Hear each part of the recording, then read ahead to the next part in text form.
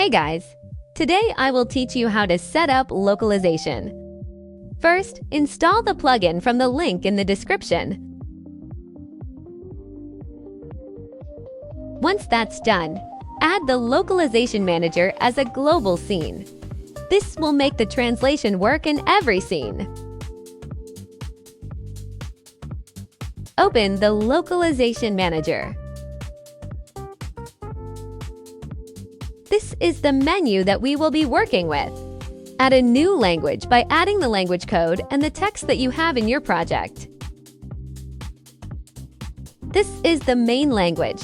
It is the one used in your project. Add translations by creating more languages. These are the translations. Now let's code.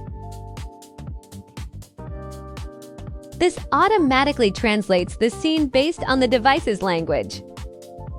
This translates the scene to a specific language. It is useful for things like in-game language settings. This translates a specific text at runtime. As you can see, it translated the texts. And you can also translate at runtime. Thanks for watching.